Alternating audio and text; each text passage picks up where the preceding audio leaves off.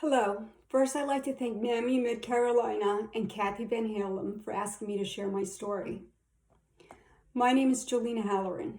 I am an academic advisor by profession. I am a mother of 3 boys. I'm a daughter, I am a friend, I'm a sister, and I'm also one of the thousands of parents who lost a child by suicide. Within the last few months, there have been 4 college students who lost their battle with depression and anxiety. Katie Meyer from Stanford, Sarah Schultz from University of Wisconsin, Sean North from St. Louis University, and Robin Martin from Binghamton University. The day of my son's passing, it was just another typical day. I was working. It was January 23rd, 2018. I was having a conversation with a colleague about our kids, life, and loss. We were saying how we don't know what we would do if we ever lost a child. I didn't realize that 5 hours later, the Pleasantville police would be knocking on my door. My husband, myself, and my then 16-year-old son were home. My eldest son, Brendan, was away at Skidmore College. The Pleasantville police let us know that the South Carolina police contacted them, and they have terrible news for us. That night, we were notified that we lost our middle son, Brian Thomas Halloran, to suicide.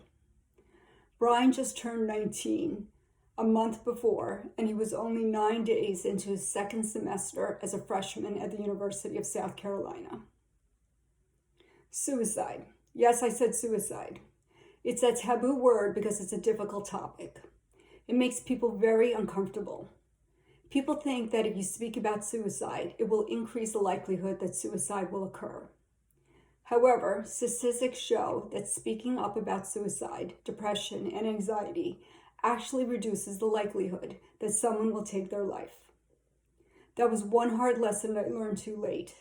I was scared to ask Brian if he felt suicidal, and scared to ask if he felt like hurting himself. There are so many things I wish I knew then that I know now. Things that could have possibly saved his life. As a parent, when you are told that you lost your child, you are shocked, grief-stricken, at the same time trying to hold on to who your child was. We were struggling to know what happened and why it happened.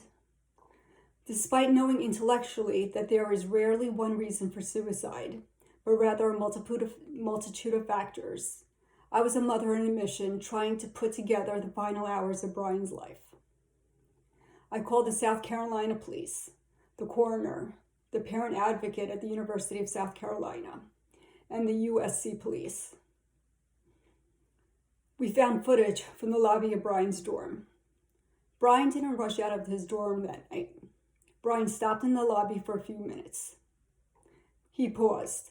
You see, Brian didn't want to end his life. He didn't want to die. Those final moments before he walked out the door, he reached out to 2 close friends. Sadly, those text messages weren't received until the next day when it was too late. I want everyone to know that people who struggle with suicide don't want to end their life. They want to end their pain. What a lot of people don't realize is that depression and anxiety is both mentally and physically painful. People who struggle with this illness are the strongest people I know. They get up every day and try their best. They balance athletics, academics, and the demands of everyday life, hoping they will not succumb to their feelings of being overwhelmed in a single desperate moment. I'm proud of my son and all those who try their best every day. Here are the statistics. 1 in 4 youth suffer from a diagnosable mental health disorder.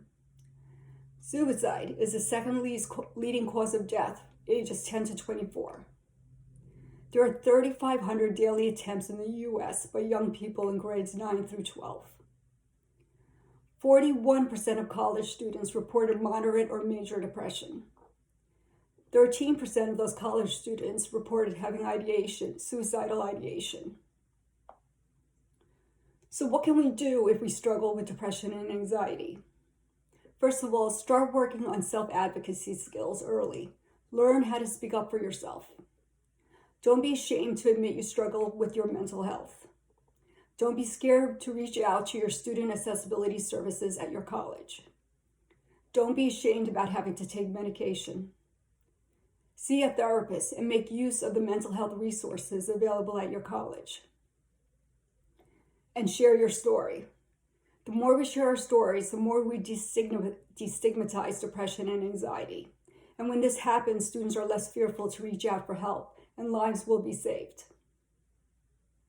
Now, what can you do if your friend is struggling? First of all, listen without judgment. Believe your friend when they tell you they are struggling with mental health issues, and believe them every time. Ask your friend if they feel like hurting themselves or if they feel suicidal. If they say yes, ask them if they have a plan. If they say yes, get help immediately. What can you do if someone you love loses a person to suicide? First of all, be there for the bereaved. Ask how you can help, drop off meals, sit with them, and don't feel like you need to know what the correct thing to say is. Believe me, your presence is enough.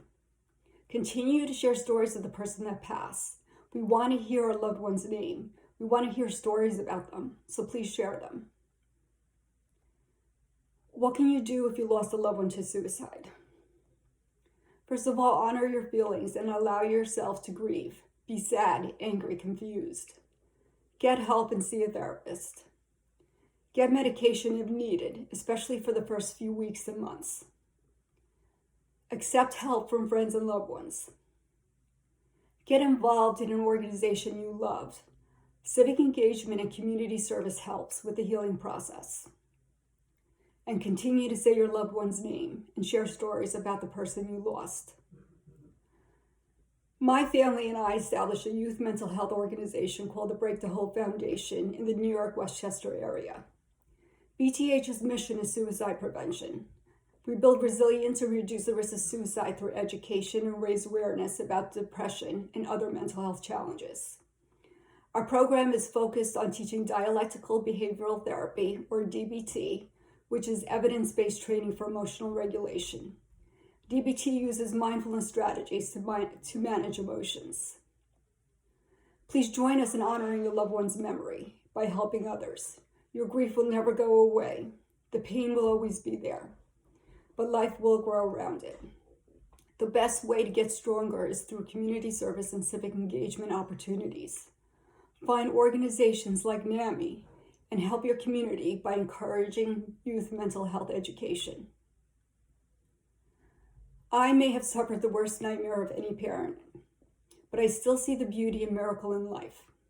There is always goodness and good people around you if you just open your eyes. Please continue to say your loved one's name and share their stories. Together, we can remove the stigma associated with depression and anxiety, and hopefully reduce the percentage of teen deaths by suicide. Thank you, NAMI.